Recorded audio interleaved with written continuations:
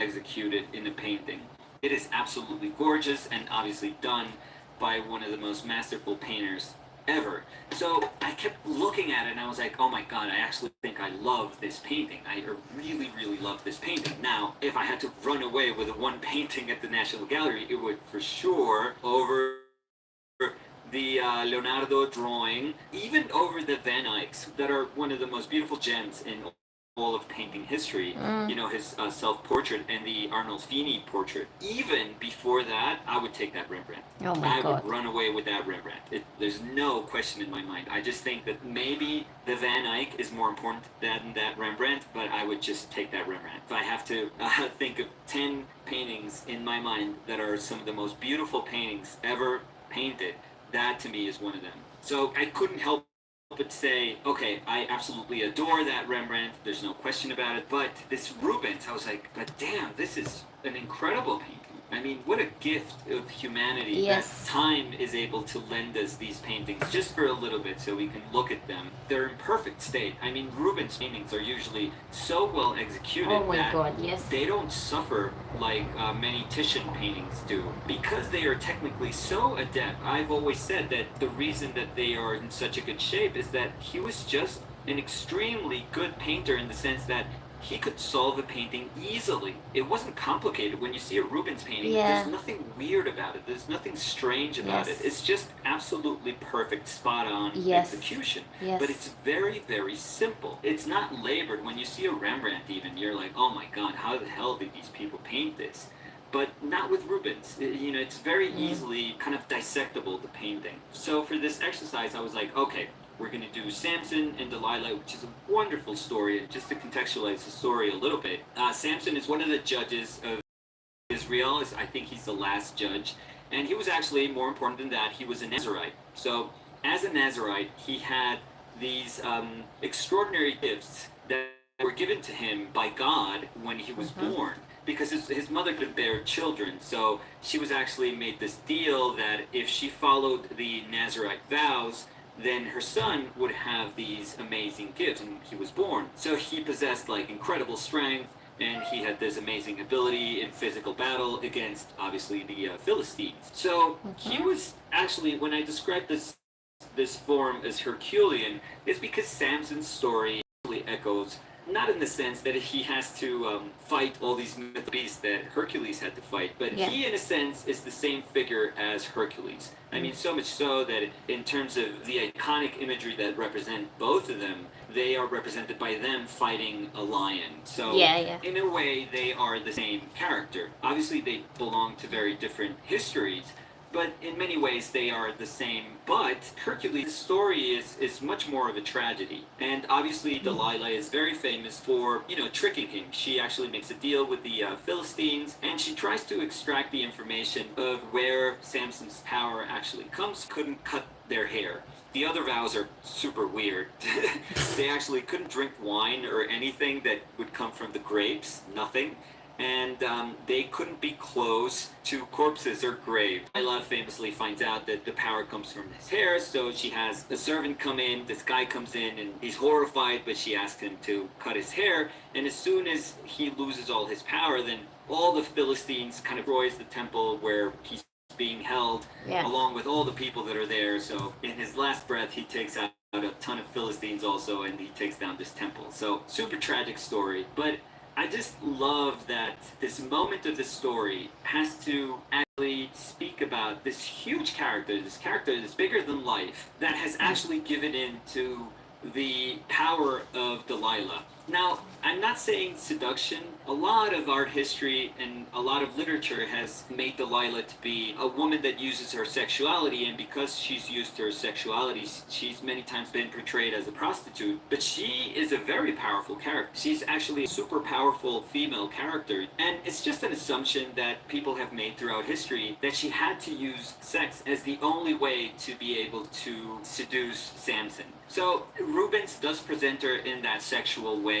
That is the moment of lightness in that painting, because she's a very fair-skinned woman and she's actually being lit by this kind of torch and this candle. So Rubens is somewhat out of his element there, just trying to figure out how to express these bodies amongst this kind of low lit scenario. And even though it's challenging, he does just an absolutely incredible job. Now, if we could say one thing about this particular composition, is that because it is very foreboding in the sense that we know the story that he's trying to portray, so we know that the Philistines are all waiting to just come in, barge in after Samson has lost his strength, and they're going to tie him down. But they're also very, very conscious of him being thousands of Philistines. So they are pretty much scared shitless waiting outside. And I think that that secondary part of the story, that part of the story that's going to speak about the future of the story, you know, what's coming up next in the story, Rubens actually decides to speak about it in a very kind of narrow moment of his painting. The whole of his painting is actually dominated by this huge hulking mass, by this very light mass of the body of Delilah, and then suddenly off to the right, one of the soldiers is probably holding a torch, and they're kind of peeking through that door, and you can sense that they're gonna come in and take Samson out. But because it has to be such a secondary part of the story, you can tell that this composition is super left heavy. You know, everything that was attractive to Rubens and the story that he wanted to tell was happening off to the left. And then you're supposed to travel from left to right, us as Westerners, and then eventually see this tiny little, almost narrow column off to the right where there's a doorway and they're about to storm in. So because of the story, because he wanted to narrate the story this way, there is an off balance to it. We are actually blessed, by the way, to have access to the sketch Rubens made for this particular painting. Oh, yes. And actually the color study that he did for the particular painting, which is absolutely incredible. I mean, that small color study, I've never seen that with my own eyes, but I would love to see that color study because Rubens does some incredible studies. I mean, some of the most beautiful studies I've ever seen in my life. But this one in particular, he just took it so far that it's amazing. It's absolutely amazing. The finished painting is so faithful to that color study. I mean, you could see all the energy that was in the study and how he was able to translate it to the finished piece, which is absolutely remarkable. It's just incredible. Because some of the other studies that he's done are far looser, but this one is just very, very special in a way. I mean, every single thing that is incredibly important to the story of this painting, he hits it. And he hits that pose. Again, that Samson pose, the back collapsing, he's able to understand it so simply with the study that you could tell it's like, okay, he understood what he was doing once he was going to do the more elaborate finished painting. So we are actually, again, blessed by having all this prior information to this painting. What's very cool about this is that Rubens actually painted the Philistines come in, Samson has lost his hair, and they tie him. It's just amazing. It's just incredible. And it has one of the most beautiful twisting torsos that I've ever seen painted. He actually kept the leg. He kept the leg from the about classical history, would immediately recognize that this was a way of saying, I know my history too. And just evoking one of those moments in art that people considered one of the highest moments in all of has a gorgeous painting of the resting Samson that is almost like a mirror version of Rubens's painting. I still love Rubens's painting because of that.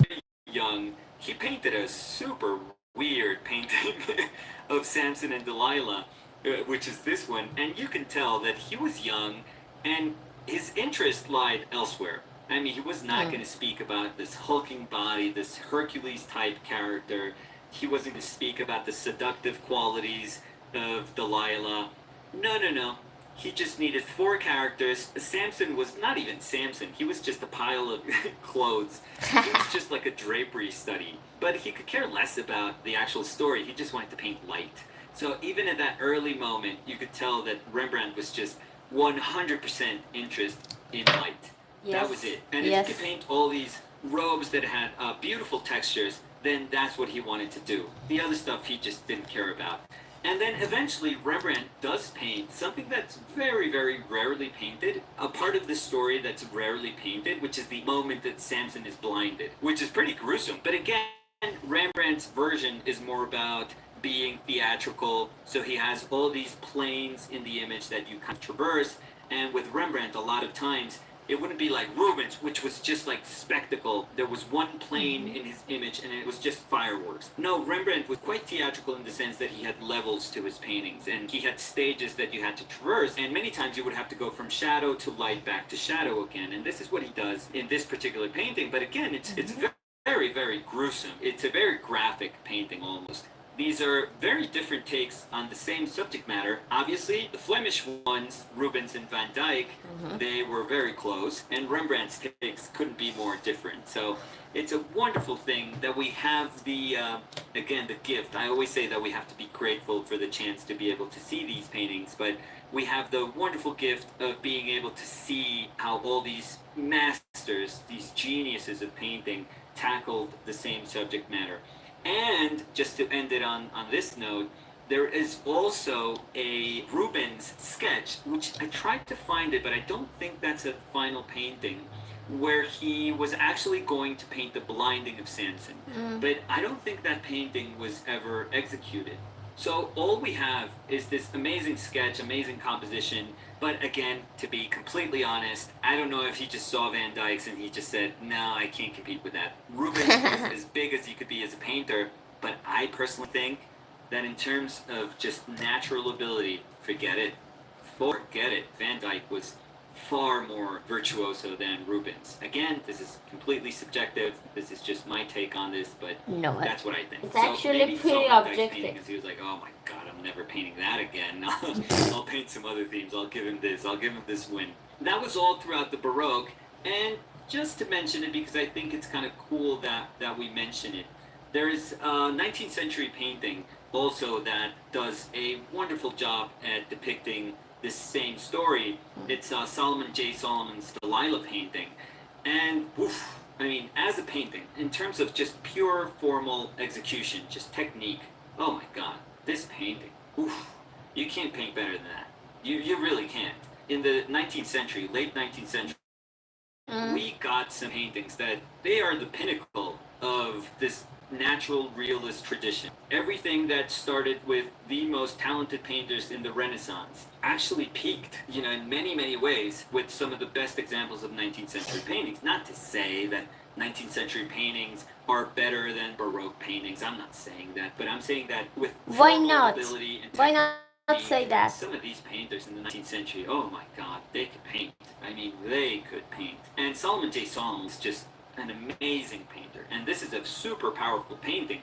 But if I have to be like super picky, it is not as good as the Rubens and is not nearly as good as the Van Dyck. It's just very different. And of course it's like, 300 years of knowledge just put into painting. So of course it's going to be better in many formal technical ways. So what you get with Solomon J. Solomon is just the natural quality, the oneness of the image, the sense of doing a whole composition. I think it's a feast for the eye. Like, hey, dude, you're crazy. That Solomon J. Solomon is an amazing painting. Yes, it is. It is an incredible painting. I can't emphasize enough that you can't conform to their will so that they could communicate a story with more clarity, with more strength, with more power. I don't think so. I think that an anatomy that didn't even belong to a body just because it made it look better, just because it helped him compositionally, it would give him a history and how vastly different the interpretations of the story have been through time. I absolutely adore this painting. Even Herculean mass of a body off to the left. Of course it's going to feel off balance, but that's the price you have to pay if you're going to paint such a powerful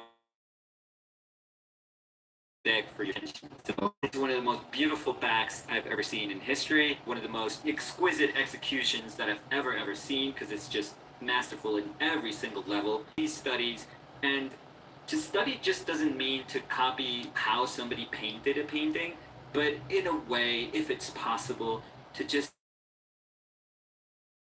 understand their mindset and try to figure out why they made certain decisions, and then kind of sacrifices. Where is this painting going to be off balance because of those sacrifices? And I think that's what we did today. So I obviously enjoy speaking about paintings that I like. So I hope you guys enjoy it too. And it's an invitation. Just take some time. He is a Spaniard, which is, in my mind, again, this is very subjective. I think the Spanish school of painting is the strongest school of painting throughout painting history.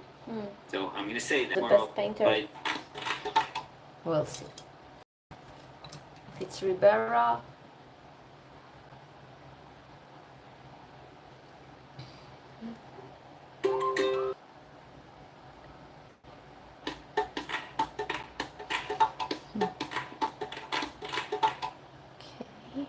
hey everyone, welcome to week 24, day 4. This is our ongoing compositional studies week. So we've done Tiziano, Caravaggio, Rubens, and today we're going to do Giuseppe de Rivera. I knew Giuseppe it. de Rivera. So we'll see how that goes. Okay, let's get started. Now for today, we're actually going to go to Naples. We're going to go back to Italy, and it's a weird moment of Italy because Naples was actually part of the Spanish Empire, so there's a lot of Spanish influence in Naples at that moment. And this is super important because the painter that we're going to talk about is Giuseppe Rivera. Giuseppe Rivera is one of the most fantastic Baroque painters. He is a very strange mix because even though painters were aware that Italy was a powerhouse of Baroque painting at that moment, and most painters were sort of influenced by what was happening in Italy. The case of Giuseppe Rivera is actually quite particular because he does have that knowledge and that influence of Zurbarán, Murillo, and obviously Velázquez, but when he moves to Rome, he actually becomes a follower of Caravaggio, and that is very, very evident in some of his early paintings. Eventually, he moved from Rome to Naples. I read that he did that because he owed his creditors money and he was just running away. So, you know, painters, we haven't changed. And he actually never went back to Spain. He lived his whole life in Naples, and he was known as the Spanish painter that lived in Naples, El Españoleto. Because he was able to carry these two influences, there is a sense of these two schools of thought, these two, you know, massive schools of painting really present in his own paintings. And it is a very, very particular thing. Like I said, this doesn't quite happen in the Baroque, where you can feel, you know, two distinct moments of painting in one painter. We were talking about Titian, and Titian feels Venetian. And we talked about Caravaggio, and he feels absolutely Italian. And we talked about Rubens, and he is 100% Flemish, even though he knew about Titian, though he knew about Velázquez. But their awareness, you know, didn't quite affect their painting. But Giuseppe Rivera had these two schools that were really, really avidly present during his painting career. So one thing that's kind of peculiar about his painting and about his personality, really, is that he could do very loving and caring paintings, very sensible paintings, but he's actually really well known for his martyrdom paintings. He is super attracted to martyrs and to the way all these saints died, which most of the time were incredibly cruel and horrific and very, very graphic, and he loved to do those paintings. So he actually is known for some dark, very startling works, and you can tell that that was kind of in his blood because there was a school of painting of followers of Giuseppe Rivera, and some of them are Salvatore Rosa and Luca Giordano, and you can see in both Rosa's and Giordano's painting that there is some darkness there. There is some horror in those paintings, and they obviously revered Giuseppe Rivera. So you can kind of tell that that's where it came from. So this is a kind of shady painter we're talking about. I'm not saying he's perturbed or anything, but he had some notable attraction towards the gruesome, iconic imagery that was part of martyrdom paintings. And the painting that we're going to pick today is maybe not his most famous painting in terms of martyrdom. That would be the one of St. Philip. I would say that's an incredible painting a number of times. trying to link up what we had talked about in past days, there's a very late divine act. You know, you deserved it. You challenged the gods, and that's exactly what Mercedes did. He just challenged Apollo to a music contest.